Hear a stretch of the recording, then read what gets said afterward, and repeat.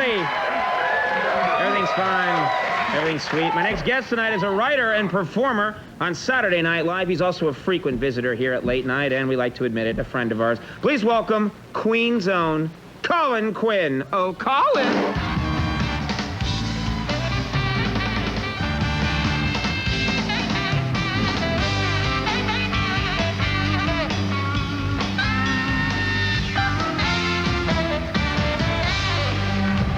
About that. Jeez, I'm hanging out back there for a half hour. You got Animal Kingdom back there. You got monkeys whacking off next to me. It's insane.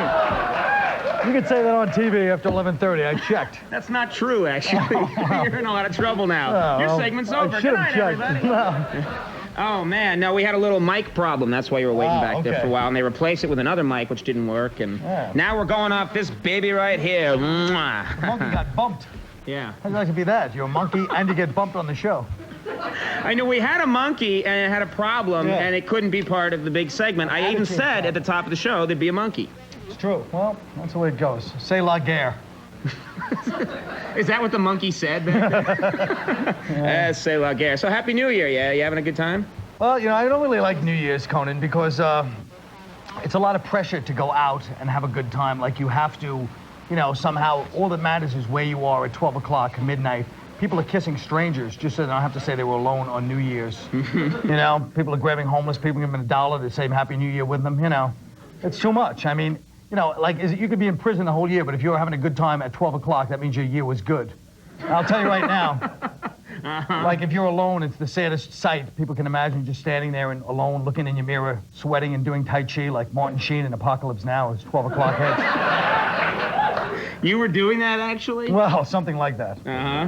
But you generally have a good time on New Year's, or is it this year that was bad? No, I just don't like New Year's, and it was freezing cold, which I don't like because, as you know from this show and Saturday Night Live, you have all these Chicago guys. Like, no offense, Andy, I know you're from the area, but you know they're standing around. They're always like, oh, well, this is not cold, like as if we're like some little pansies, and they're badasses because it happens to be 5 degrees colder in Chicago. They have Navy SEALs, and you know I'm substituting for Nathan Lane. It's a funny thing happened in the way they form. Well, it is. I mean, it is a little colder in Chicago. They've got that. They wear that badge of honor. They do. They wear that badge on their broad shoulders. They have a chip on their broad shoulders about it. You have a thing about Chicago people? I mean, what's the deal? No, I really don't have a problem with Chicago people, but you know, I have a thing with Andy. We goes back a long way. The time when he used to not invite me to the parties. Now I know what you're going to say, Andy. I invited you to my New Year's party. Yes, you did, and I'll show the invitation. But you know damn well that all comedians work on New Year's Eve. That's our big night. And if we don't work on New Year's Eve, that's like the worst thing that could happen. So the one night conveniently you have the party is the night you know I'm not going to be there. The one invite I happened to get when I stumbled into you in the hall, you know. I think it was nice of Andy to invite you someplace. But New Year's Eve is our night of comedy. It's like the worst thing you could do on New Year's Eve is have no gig, except be like, you know, at a party you're insincerely invited to. Maybe that would be worse. And standing there with a bunch of guys from Chicago telling you how cold it isn't. Well, I think it was a sincere, Andy, say something. I think it was a sincere invitation. Andy. I think your invitation. I would have really invite. I really have to be honest with you, Colin. I didn't have a party. This is all nothing? Yeah, this fake Lower East Side address? He knew you couldn't show, so he just wanted you to feel like you were wanted somewhere. Well, that was very nice, then. See, it just goes to show. That's actually the Hell's Angels address. How was your Christmas? Was that any better, or did you have a good Christmas? No, because, you know, Christmas, you never really get over the fact that you don't get presents anymore. At least I don't get over that fact, you know, because I'm sitting there with my nieces and nephews, and I get them all these nice gifts, spending big on the Christmas. You saw there was some money in that wallet. And, you know, and then you give it to them and like, thanks, Uncle Colin. All I'm going to say is, hey, what about me? Never mind the thanks. What did you get me? And they start crying, I don't have any money. No, your mother has money. You could have got money and said, let's get Uncle Colin a gift. Get it out of her purse. Yeah, exactly. Didn't they sometimes kids will make you something sweet. Yeah, you know, they'll like color some cotton or something and go, good, you like? Exactly. The operative word there is sometimes they will.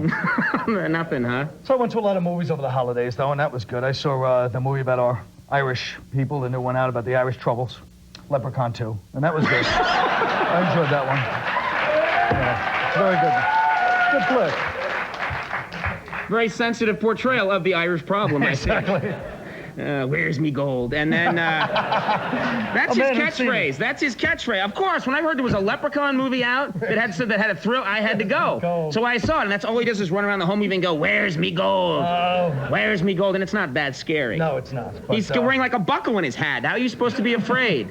Oh, he was pretty scared though. Those teeth. I watch HBO like there's always have the softcore porn on HBO. I watched this movie the other night. Like so I just watched the beginning, the first 2 hours, but. They always have the same plot. It's like the landscaper makes out with the guy's wife, and she looks like an ex-stripper. Everybody's a landscaper in the movie. You're an ex-stripper. Those are good movies. They really are. It's a classic story retold again and again. How's Saturday Night Live going? You enjoying Greek mythology, it's started. Saturday Night Live is good. It's going good. We have. Well, who's coming up on the show? It's Kevin Spacey and Beck. That's right. Well, Beck, that's Andy's hip downtown friends, Beck and that kind of band, which I know you like the Beck and the John Favreau, the Swingers, and the whole 9 yards. But Train Spotting. I know the whole story with you, Andy. And we had, what was my favorite music guest? The guy I did actually feel bad for was they had on the guy from the Wallflowers, Dylan, Bob Dylan's kid. Bob Dylan's kid. I'm sure he has his own name, but... No, that's his name, Bob Dylan's kid. That's what it says on his checks, yeah. Jason Kidd's... no. Okay. But can you imagine the pressure that is? You're in the garage practicing with your band growing up. Bob Dylan comes out, "Hey, can you not go up the noise, please?" And you're like, "Come on, Dad, you just don't understand. You're old-fashioned." "No, I'm not old-fashioned. I'm Bob Dylan, and I do understand. I invented music, all right? You stink. Get out." I don't think we have probably... a gig in the village. I invented the gig in the village. I'm sure it was a lot of pressure for the young man. All right. You gonna go easy on Andy next time? Of course. Well, now I'm expecting my real invite to the. What do you have, like a kind of a Valentine's Day dance or anything like that? Yeah, Andy's big annual Valentine's Day dance. Andy and I are dancing the Virginia Reel. We're all dressed as pink hearts. It's a fun time. Winter solstice. Yeah, all right, let me get this out. Kevin Spacey and Beck, January 11th. Let the Irish in, and it's all goes to hell. Check out that show. That's January 11th. That's right. God love you, sir. Thanks, Come on back sometime. Always give us a hard time. Colin, Quinn, everybody. We'll take a break. We'll be right back.